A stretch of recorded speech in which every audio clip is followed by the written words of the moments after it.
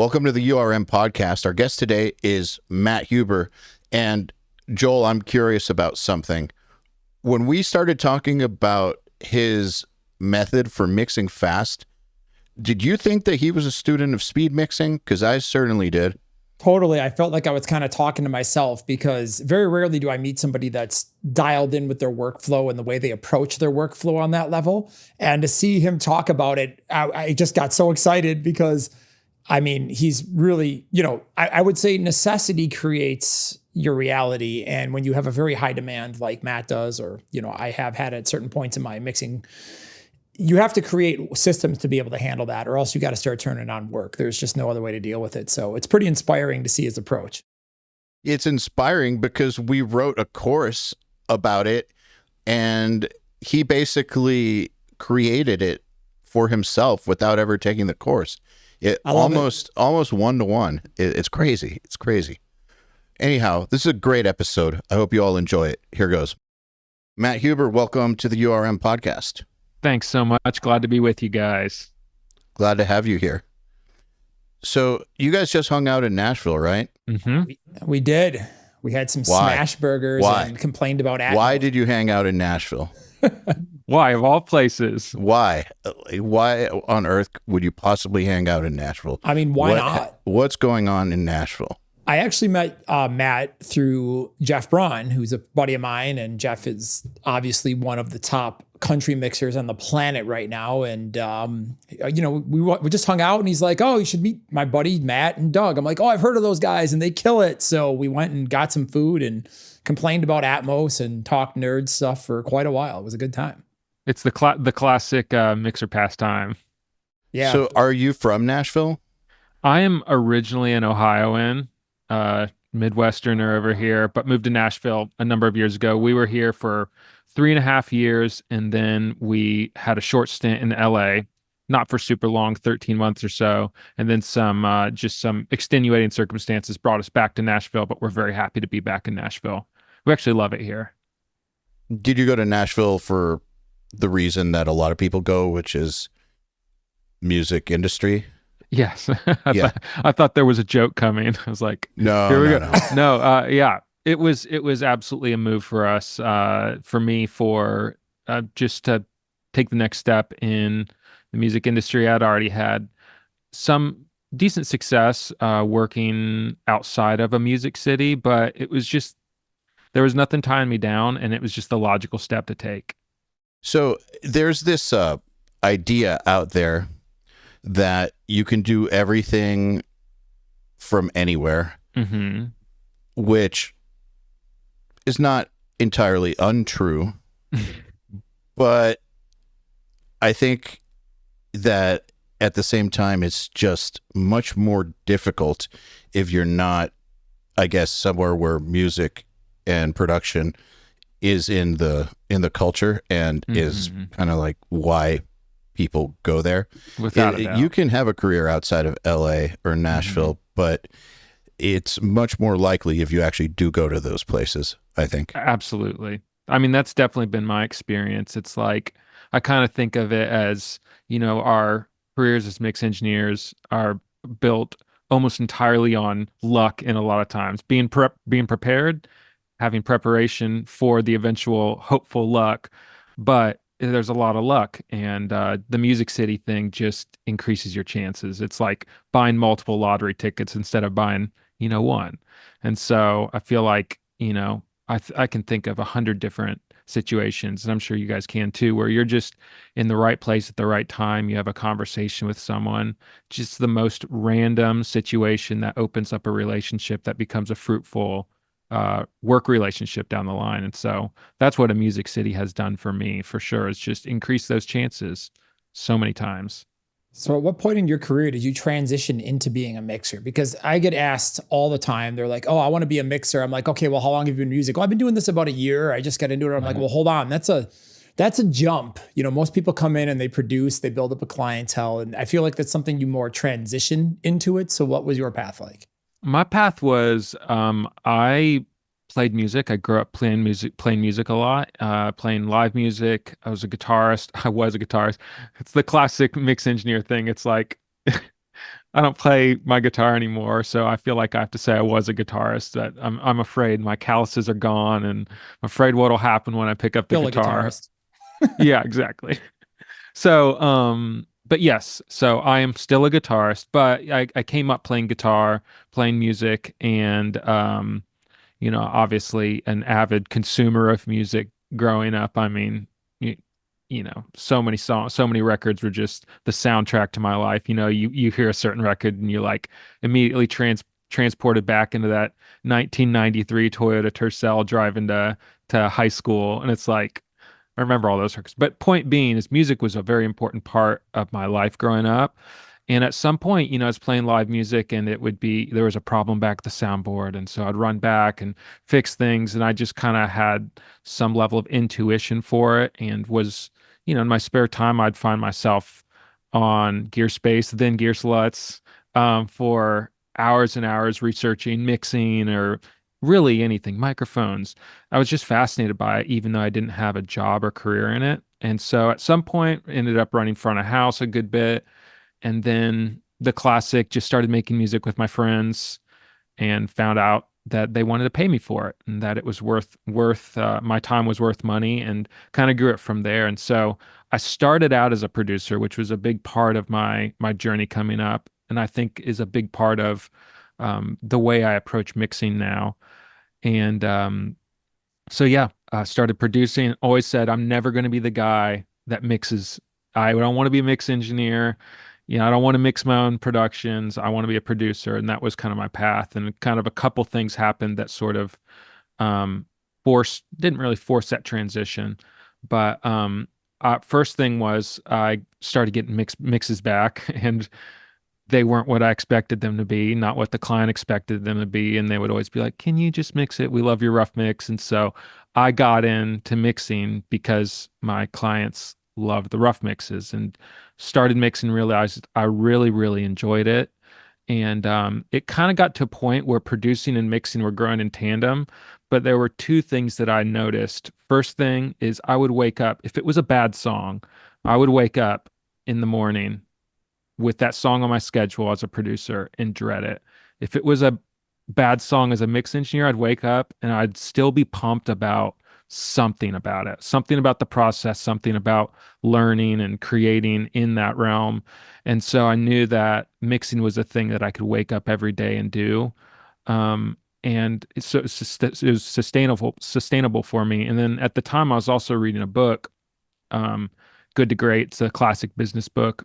Mm-hmm. And one of the principles in that book was like, what is the one thing that you think that you could do better than anybody else, or be kind of like world class level on that? And kind of the idea of these companies who identified that thing, even if it wasn't their main business, they found that thing that they could be the best in the world at, and just totally focused on that, just a single-minded focus. And I knew for me, I didn't see the path to become a great producer for myself, just knowing my skill set and the way I think. But I looked at mixing and I thought, I think I see the path of how to get there, what that would look like. And I feel like I'm ready and willing to put in the thousands of mixes to get there. And so I made the hard pivot, stopped producing and started mixing actually not too long ago. It was 2019, February of 2019. So when I went full time as a mix engineer, and then since then, I want to talk about seeing the path, because I've said that quite often about decisions that I've made in life that have turned out to be good decisions. Mm-hmm. That's how I've described it too, is that I've been able to like see the path forward very logically. So while other people might consider it this huge risk and not take it, like when I decided to quit producing to start URM, like I quit completely. Wow. And I freaked out my family. Of course. Because they were like, what you've got a career. Like, what are you doing? What are you doing? But I could see the path forward. It was very logical. It didn't seem like this risk because I definitely could see how it would get to the next level.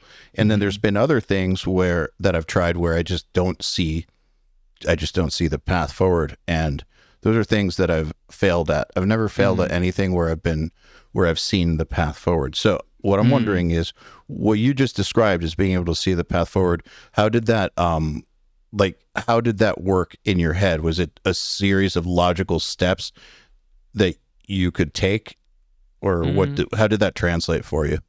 Well, I think pretty simply a lot of times. I'm not a super I'm a bottom line type of guy. And so I think what it was I just intuitively, so I didn't sit down and plan things out and graph things out or whatever, but it's like I just looked at the journey from like a beginner, intermediate mix engineer, and then like thought like here's where I'm at, and then I look at my heroes in the mix world, and it's like to me it just seemed like a very simple path of like my I knew that my technical understanding was adequate to be able to get there, and I enjoy learning, so I knew that I could learn my way there, and I enjoy doing the same thing every single day. I'm a very like process oriented person generally, so I enjoy that kind of like repetition of like song after song after song after song, sharpening my skills 0.1% at a time.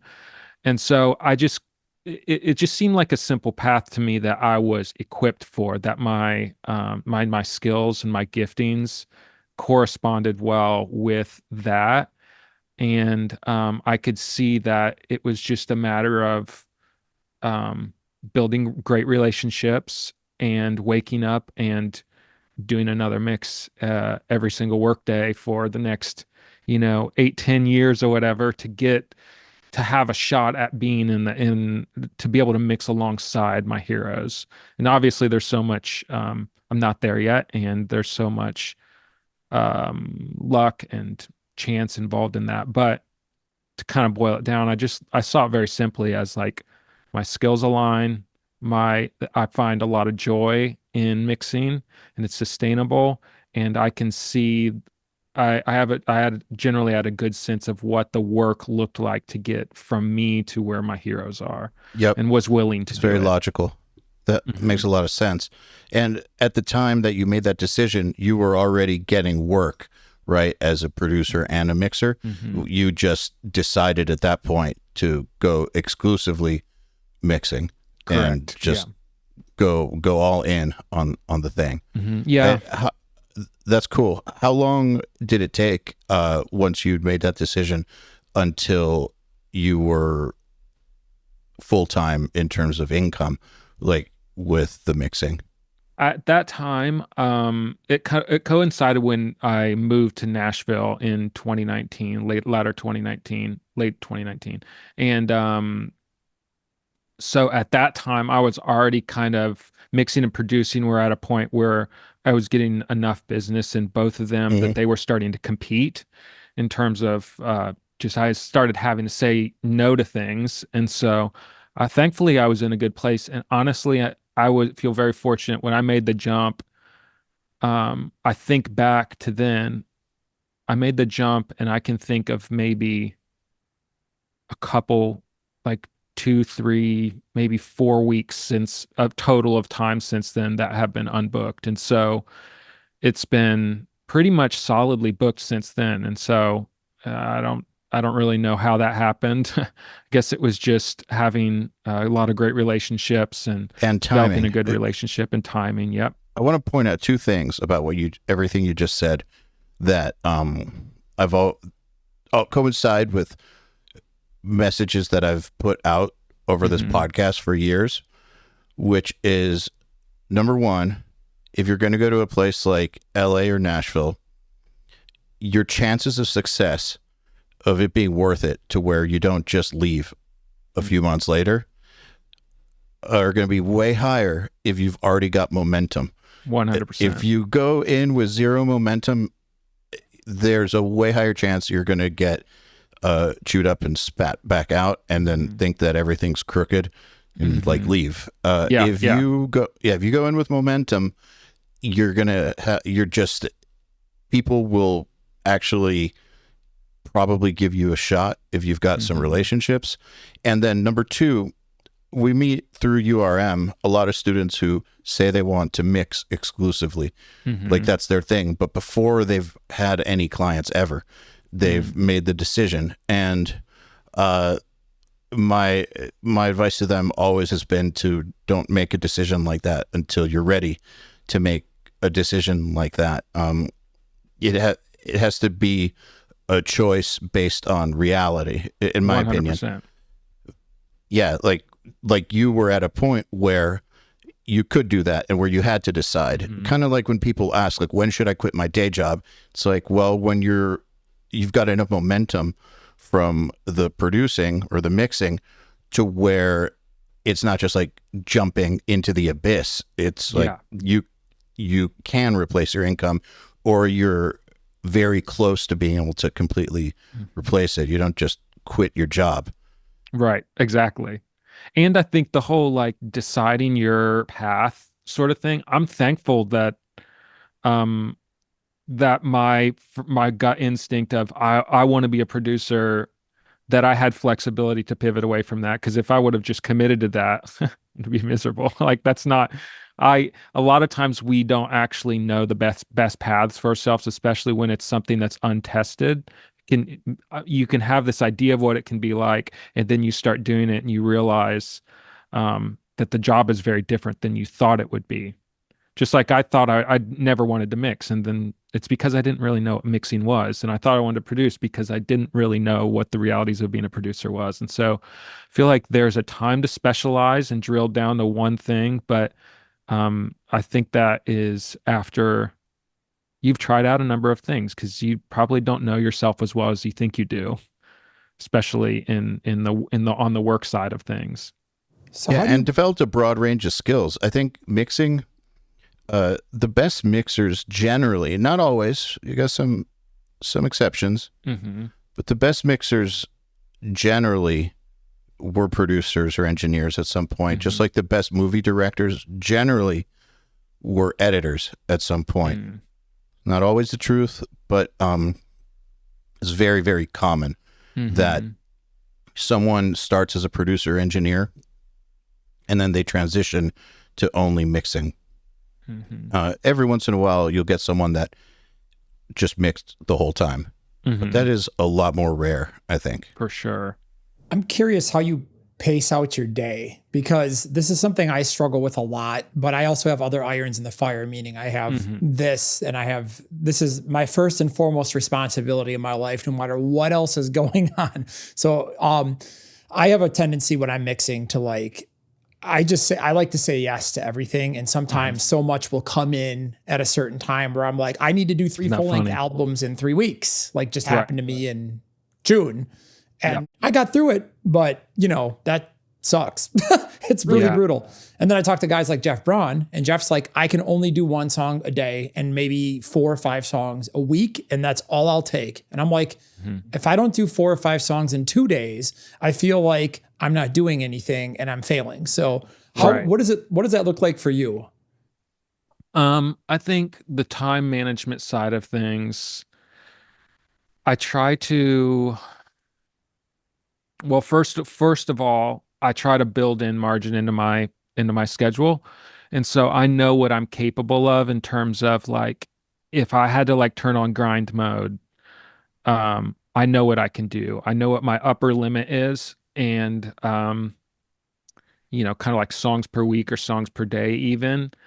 And I just don't schedule myself up to that point. I just schedule myself. I try to think of it as like, I'll schedule myself at like 70% at all times. And so that just kind of affords me a few different things. It affords me the flexibility to say yes to a last minute something that I really want to do. But it also affords me the headspace needed to take longer on something that is fighting me. You know what I mean? Or, something comes up in life and you just step away for half a day. And so that's worked really well for me. Another thing is my workflow is so important to me, and dialing my workflow in and improving my workflow has made a world of difference for me. I mean, I think back, I remember I had kind of a friend mentor really generous guy here in Nashville. He's a mastering engineer, Sam Moses. Awesome dude.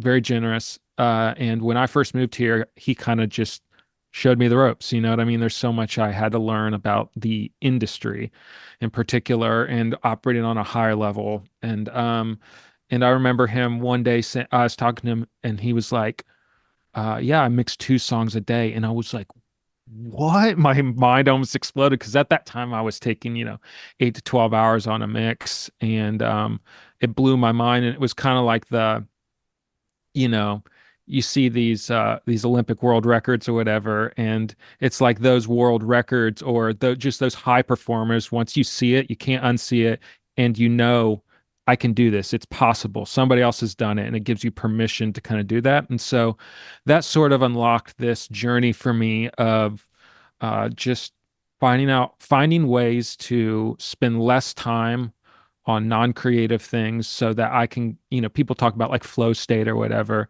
and basically finding any way possible to spend as much time in the most productive ways in Hmm. mixing and automate, sometimes hire out certain things that are just, repetitive tasks or whatever.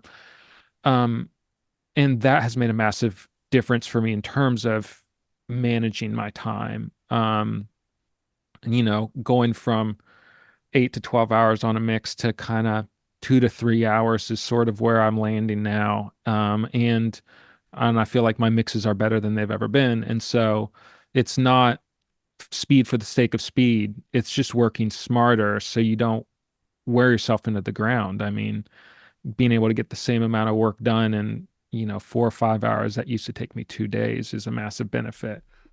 We have this course called speed mixing that we Hmm. put out in 2017 that Hmm. we're actually getting ready to put out a brand new version of it, Speed mixing updated. too. Yeah, speed mixing too. But speed mixing, when we put it out, I don't know if you're familiar with it or not, but it sounds it like, I'm guessing no because you didn't say yes. But what you're No, I talking actually have. about, I'm aware of it, but I haven't seen it.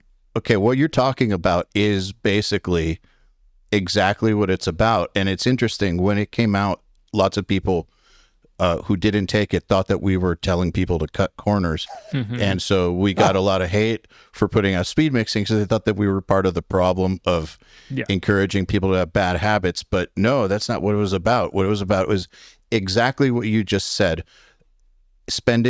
figuring out a way to spend as little time as possible on the boring, repetitive stuff that can be automated and systematized so that you hmm, can spend the maximum amount of time in the flow state, and then having workflows designed so that even within the flow state, you're not getting in your own way and you're moving 100%. as effortlessly as possible. So lots of people who did take it uh, ended up seeing just like night and day difference in their ability to mix because the amount of time people spend on dumb stuff. It's Hmm. not dumb because it's necessary, but the amount of time they spend on dumb stuff because it's dumb because they spend too long on it, 100%. it just impedes their progress so much. So I find it Absolutely. fascinating that basically you figured out speed mixing for yourself.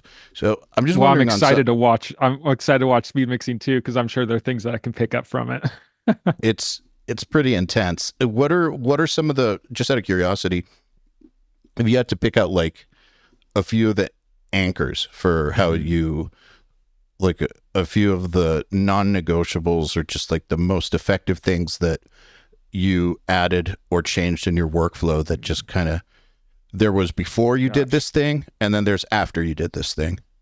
Well, I think there for the first thing is just a kind of a mentality shift of shifting away from a mentality of insecurity to a mentality of like, I trust my skill set, I trust my ear, I trust my judgment. I can look back over the years of work that I've done and the clientele that I built and see, even from external affirmation, that they keep hiring me. I can see that my gut, there's something to it that is resonating with the people I'm working with. And so that's kind of the first thing of just switching that mentality of like second guessing every decision to being like, no, like I can think about this intuitively, and I can just feel, and I can just move through things really quickly and trust the moves that I'm making. I remember, this is kind of a long answer to the question, but I kind of discovered the idea of speed mixing because one day I was just so sick of getting in my head on this mix. And I was just like, you know what? Screw it. I'm going to mix this as fast as I can. I'm not going to second guess any decision. I'm going to try to get this thing done in under an hour. And if it sucks, I'll start from scratch, and that's fine. What I found was when I just sprinted through it, that I just was in like a creative mindset, but also in a confident mindset of like I know how to get to the finish line on this thing, and I can trust my gut on things. And I got to the end, I was like, I love this mix. Like I'm so happy with this mix. And so it's just, first thing is just trusting your gut and trusting your decisions. And that kind of comes with experience too, because I couldn't have done that at the beginning of my career. But in terms of more specific like techniques or whatever.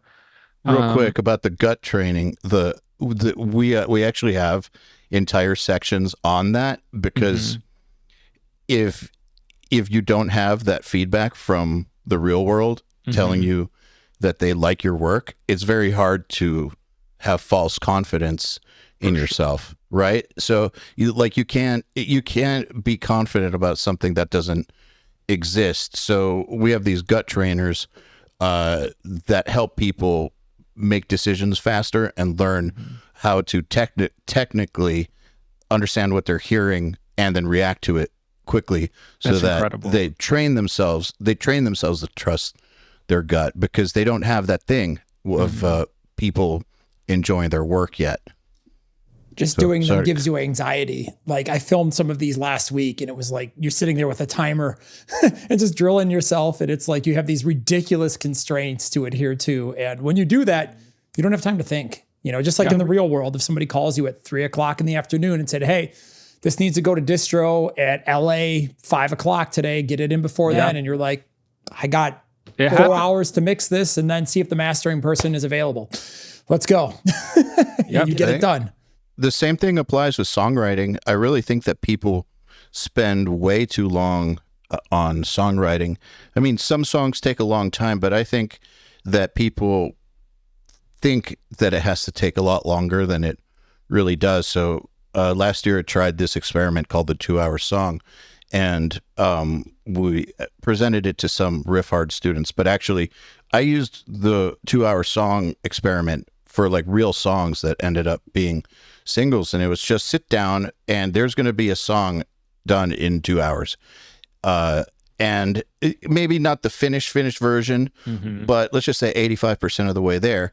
And what I noticed is you don't have time to second guess, and you don't have time to get lost in production decisions or anything that takes away from songwriting. You don't have time to sit there and mess with like a reverb or whatever.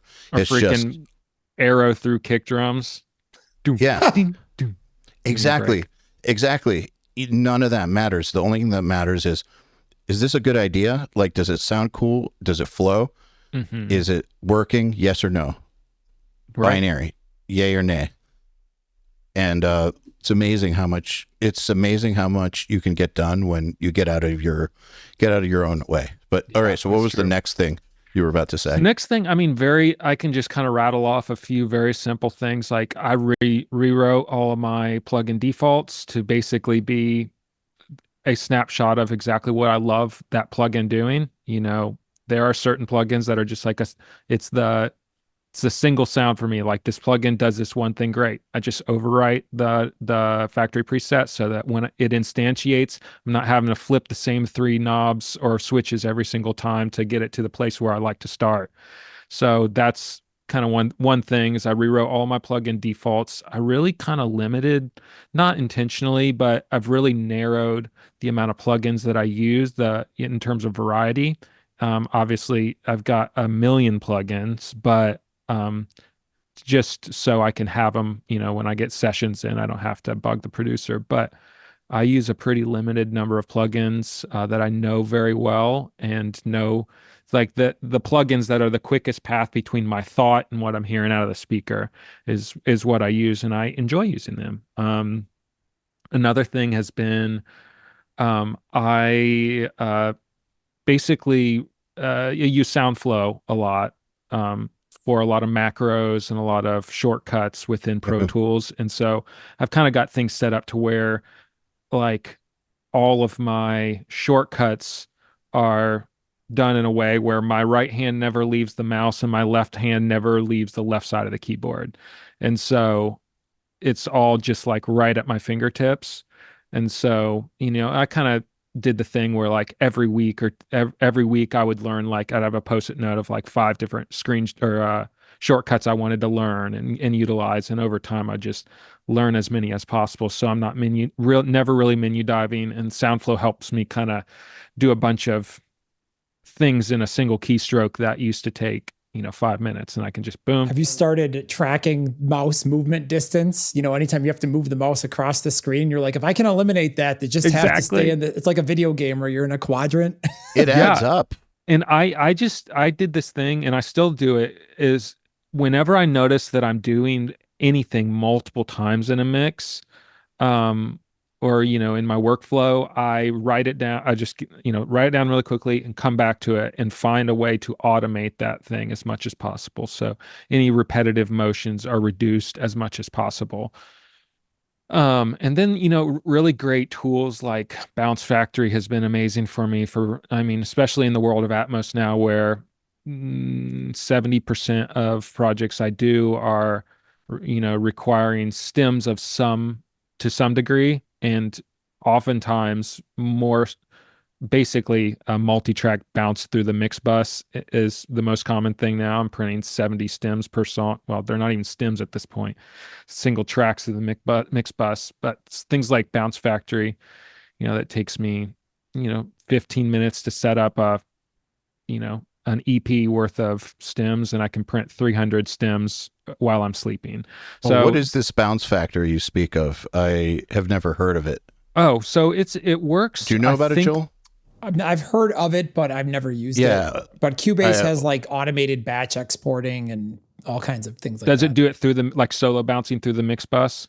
I never actually export like that because, there's a myriad of reasons, but I usually argue with people that want me to do that because I feel like it's a pointless endeavor, whether you're going to Atmos or you're going live. Well, then argue with me right now. Let's go. We can argue. But hold that argument. I want to hear about this program first. Yeah, go ahead. So Bounce Factory it's a kind of an extension to SoundFlow. Andrew Sheps made it, and it's incredible. So it basically allows you to do extremely sophisticated automated offline or online bouncing within Pro Tools. And so it can be as simple as you select, any number of tracks in a session or VCAs or anything like that. And with like just a couple clicks, you can just tell it to like, I want you to do like a batch bounce where you solo, print, all of these one at a time, and it'll take care of track naming based on, the track header. Oh man, I want that. And so you can go as simple as that, where you're doing like just solo bounce all these, or you can do like mute passes where do a pass where these tracks are muted, or do a pass where this group of tracks are soloed, or do a pass where this playlist is loaded on this track. So you can kind of like, you could do like your clean version. So, and so, there have been nights where I've queued up 450, 500 prints, just gone to bed and woke up and it's like, it's all done. This saved me a literal full work day. And it's relatively expensive, but it's one of those things where it's like, check this out. Yeah. Once you use it one time, you're like, wow, that literally saved me a full work day. And you're like, that was worth it. I would pay 10 times the amount. If you hear me typing right now, Pro Tools only, correct? I think they may have announced it for Logic as well, but I'm not positive. Because Cubase has like export queuing where you can basically program up pretty much anything you wanted to export. And I'm sure Reaper, you could script it or something like that, but I'm not a Reaper user. So interesting. But yeah, that makes sense. Yeah, I just emailed myself. You do that Otherwise, too, huh? I'll forget. Email is my to-do list. Yeah, I also text myself. I have 2 identities. I made an identity. This sounds healthy. It's me. One's my dog's name, but I text my dog stuff to do just so that I can. So funny. Because that's somewhere that I'm checking stuff constantly. Like I'm getting. That's where I communicate with people a lot, and so having an always updated list right there where I'm always looking is a lot easier for me than a to-do that's somewhere that I'm not always looking, I guess. Similar type of concept. Love it. To what we're talking about. That Bounce Factory, man, just thinking because I'm a Pro Tools user. Dude. Even if you're not doing stuff like you're talking about, like Atmos mixes, even if you're using Pro Tools for songwriting and you're working with your own band and you have to send your own band stems or DIs or whatever, just doing that over the course of writing an entire album and just sending people individualized parts and all that, that is a huge time suck that something like Bounce Factory could really, really help with. Well, and it's one of those things where it's extremely powerful, but can also be used in a very basic way. It sounds like it. You kind of look at it and you're like, oh my gosh, there's so many options, but hit me up and I can give you the 5-minute tutorial. I will. That'll distill it all very easily. I will. That sounds awesome. Yeah. So Bounce Factory's been huge for me. It's just a bunch of things like that. But also just maintaining an awareness of like, you're never too far into this thing to cut fat, and so I've done a lot of work on my workflow and I think to myself, man, I'm sure there's so much more I can do and so much I can learn. So just kind of always having that thought going of like, how can I optimize more? And it honestly makes working more fun. Like I enjoy my job so much more now that I'm not, bogged down by those sorts of things. I mean, I think like, man, if I'm spending, 4 hours at the end of a day solo printing a bunch of stems or whatever, like that's a huge wear and tear on my mind. And I wake up the next day less creative. And so, yeah, it's just saving your most productive times and you're saving your brain for the things that matter most. It's amazing how necessity. Sorry, go ahead, Joel. It's amazing how necessity of, like when you get busy, right? You don't really think about your workflow. I guess what I'm saying is when you're coming up and you only have a few things to mix, you can sit there and you can spend 12 hours. When you're actually mixing in the real world and you're slammed all the time and it's intense and you have everybody and their mom wants something from you now, that necessity forces you to get really creative about the ways that you're approaching things. So for me, it started when I started mixing stuff with Sturgis, and like, Joey had 40 to 50 songs a month he was sending to me to mix. And it was like, I had a full-time assistant. Then I was sitting there and then he was working on it kind of like almost on an executive mixer level. And like we created an entire system around it, from the way we communicated with clients to, actually mixing to prepping, to have everything be so systematized. And had we not had that demand, there was no reason for us to create that system, but that demand forced us to sit down and be like, how do I move my mouse less? How do I make a key command or a macro that can do literally anything that I do more than once in a session? How can I get less mix notes in my communication with the band up front via email versus what we're doing now? So we don't run into problems where people don't, So we just started asking fundamental questions and drilling. And I think a really big part of speeding up your workflow too is becoming more aware of what your clients actually want and need out of you. What do you mean? Well, I find, okay, like, you get a mix in and you're like, holy cow, this sounds incredible already. Like you pull it up, you're like, oh my gosh, like, when you're used to spending like taking a mix from a 50 to a 95, and this thing is already at 95. It's like that can be like, oh, how do I add value to this? And I remember times like how that. do I go from A to A plus? Yeah, exactly. Yeah. And feeling like I had to do the same kind of lift on that as I did on other songs. And what I'm saying is, learning, there are some clients that want you to totally redefine the song, but the majority of clients want a better version of what they sent you. Right. And some of them, and very experienced producers, oftentimes a win to them is it comes back 1 or 2% better, or it doesn't come back worse. Because there's a lot of people on that level who, if they wanted to be, they could be incredible mix engineers.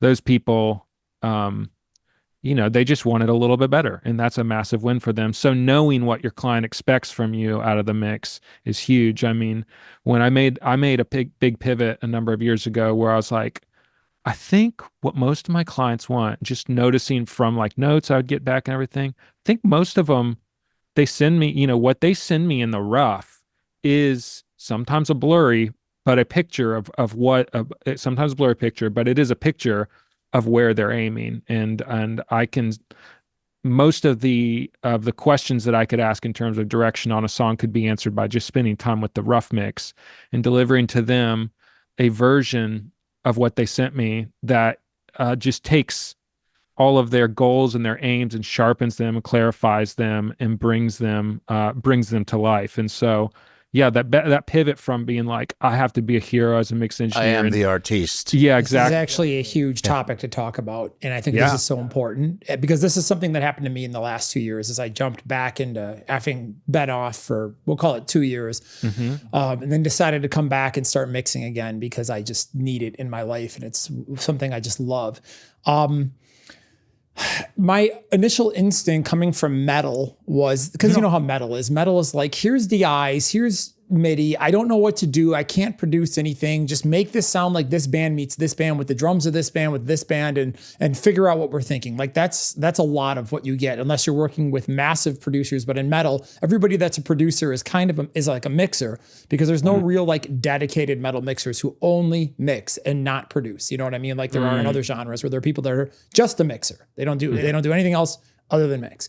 Where in metal, it's kind of like the biggest mixers are also some of the biggest producers. Right. And so you get people that are not at that level and they're nowhere near the level of organization as the people that are on that level. Whereas, when you come from that background, like I did, you find that, every time somebody sends you something, you just want to destroy the reference and like just show them how good you are. And I learned working on much bigger artists and produce with much bigger producers that these people can already mix and they know exactly what they want and what sounds. You don't need to replace their drum. If they give you a sample, you use it. If this is what the reference is, give them the reference back, but 10% better or even 1% better. And they'll be stoked. And when you go off of that, you get destroyed and you get tons of notes like, this doesn't feel right. I'm like, are you sure you want it to sound like that? And they're like, yes. And you're like, oh, okay. Well, what they actually want is this with this, but I can improve it here. It will give them what they want. And learning to make that distinction was a huge thing for me. And it felt so foreign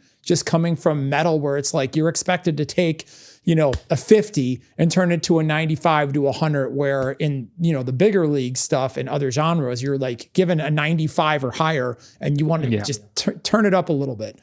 So I figured they would tell you if they didn't like, but they don't know half the time. And that's the problem. I mean, again, Jeff Braun and I talk about this a lot. It's like, sometimes they're like, we want it to sound just like this. And you give it to them. You're like, well, I'm mad because you didn't take it far enough off the reference. And then there's other times where you take it too far and no one knows what they want sometimes until they hear it. And no matter how much diligently conversation you have with somebody, you don't know until you've worked with them. And even the same producers can be inconsistent with that, where sometimes they'll want one thing and then on the next mix they'll want the opposite, and you're like, I know this person so well and I know what they want, but then you misread them or they tell you the opposite of what they want until they hear it. So sometimes it's like a coin flip even, which is kind of unnerving as a mixer because you obviously want to nail it every time. It's interesting because I'm trying to think of it from the artist perspective.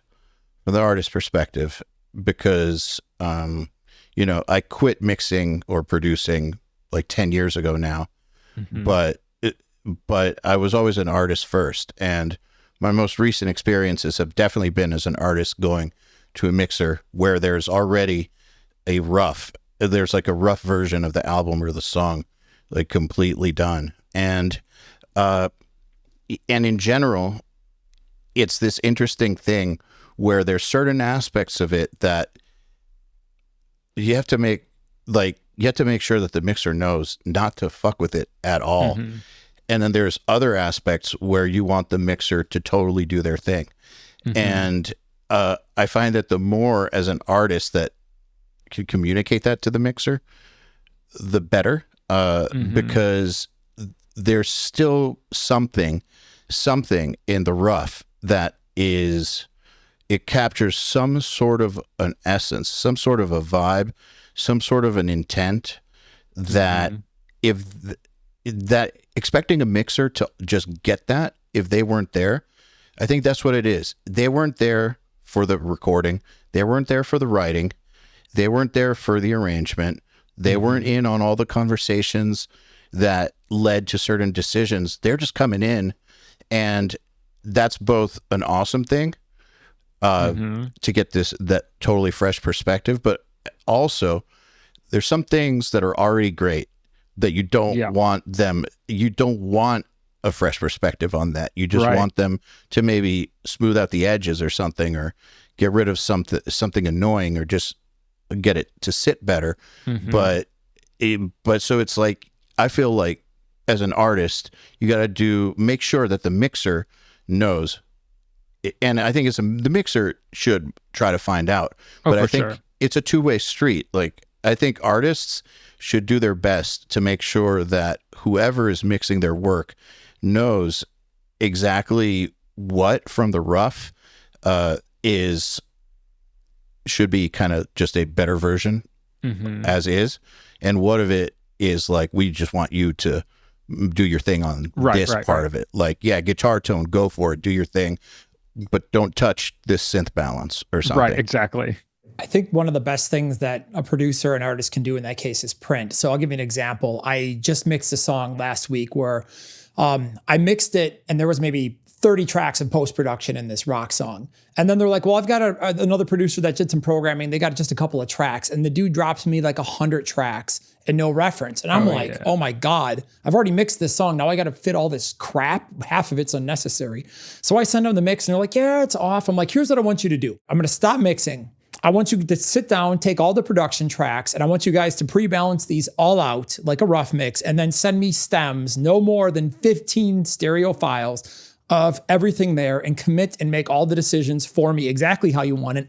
And then I'm going to mix that. And then I did that, and I had one revision on that entire next pass. Yeah. So it was like just being able to sit down and commit and figure out and be like, oh, this is unnecessary. We don't like this. Why did he put this in there? Mute. Instead of me figuring that out, who is not the artist or the producer. Right. It's not my job to read their minds. So that's the kind of place where, again, if they want you to interpret it, then your way, then that should be understood up front, I think. Like, how much of this am I supposed to interpret as an individual, and how much of this is purely just like a technical mix, I guess. Right. It's all you as an individual, but I think, I just think it's important to know, I guess, where the boundaries are. For sure. But this is the same with an engineer versus a producer, right? Because there's certain artists who will go to a producer who want the producer to basically write the songs with them. Even if they didn't hire them as a songwriter, they want the producer to basically help write the songs and just really mold them into something else. And then there's other bands who all they want is the producer to get the best takes out of them, and then everything in between. And a producer's job is to know exactly who they're working with and how much, where's the boundary? What's the boundary on what kind of input? Absolutely. And a lot of times I'll even, if that direction's not given explicitly, a lot of times, if I'm listening to a song and I'm, I think, okay, some songs, the direction isn't necessarily super clear, where it's like, oh, I know exactly where they're trying to go with this. Sometimes you'll listen and you'll be like, oh, there are multiple ways we could go with this. And in those circumstances, I'll always just ask the producer or the artist, like, hey, with this song, like, what is a win for you as far as mix goes? What's the target you're aiming at? And just asking that simple question a lot of times will clarify things for me, number one, but also relieve a lot of pressure, because I'm not having to guess my way and be insecure when I send it off, being like, oh, I hope this is what they were going for. Yeah. Want to do a rapid fire to close this one out? Do it. All right, I'm going to drill you with questions. So just give me like a I short... dare you to. None of them about printing stems through the two bus or not, but all right. So just give me a short answer and why. First question, what's a trend in mixing right now that you think people are doing too much of? Multiband compression on the mix bus. And why I think it's too much. Well, I like it when it's subtle and artful and intentional, but I feel like people do it to try to pull energy out of things that are maybe not as interesting as they could be in the source material. Love that answer. Okay, if you could give one mixing tip to a beginner, what would it be? One mixing tip to a beginner. My tip for a beginner is don't get ahead of yourself. Trust the journey in becoming a mix engineer. The difference between you and your heroes is a few thousand mixes, and you got to be fine with going down that path and learning slowly and intentionally. Now, if you could give a different mixing tip to an intermediate, what would that be? That would be learn how to structure your work and your mixing, your workflow in a way that makes you a healthy person. If you have a killer mix career, but you're holding on to divorce papers, or you have no social life or no hobbies outside of your work, I wouldn't call that a success story personally, but that's up to everyone to decide. But don't neglect your life outside of your work. Okay. Vocal chain, if you had to pick one, what's the GOAT? Every single time. For me, Pro Q for cleanup, headed into some very gentle compression, 1 to 3 dB of either RVox or CLA 76 in blue mode. And then I've got a parallel chain of Purified's VU compressor on A mode, spanking that thing, -20. And it's got this saturation knob on it that right at a certain point, it kind of works as a clipper or limiter. So it's a really fantastic, add some color, doesn't get spiky like other 1176s would. So that on parallel, Purified VU comp, sneak it up under, and then bring those together on a bus. And I do a little bit of flavor EQ with Pro Q again, a little cleanup with Soothe and resonant frequencies, 2K to 4K. Call it a day. And then what mix inspires you right now? Ooh. Oh, I don't know how I wasn't ready for that question. It's a hard question to answer, honestly. There's so many. I couldn't really answer is. Okay, hold on. I actually have a playlist that I've got to just like pop and look at right now. There have been two that I've been liking. I really listen to a lot of, I love pop mixes. I love mixes that sound like they cost $1 million. Sometimes they did to make. And there are two songs that I love for different reasons. Kissing Strangers by Usher was a really great mix by Manny Marroquin, and the vocal placement and the groove on that song are phenomenal. Really cool mid-range on that song. And then haven't really listened to full album, but Katy Perry's single Woman's World. I just think the way the kick and the snare and the vocal are placed in that song is absolute pop perfection. Yeah, those have been inspiring me just because I've been learning from them and where they've been teaching me where energy and loudness come from in a mix. And it's not from your limiter. It's from your instrument placement. Great answers. Well, Matt, thank you very much for taking the time to hang out with us. It's been a pleasure. Honored. It's been an honor for me, man. So great hanging with you guys. Thank you so much. For sure. Thank you.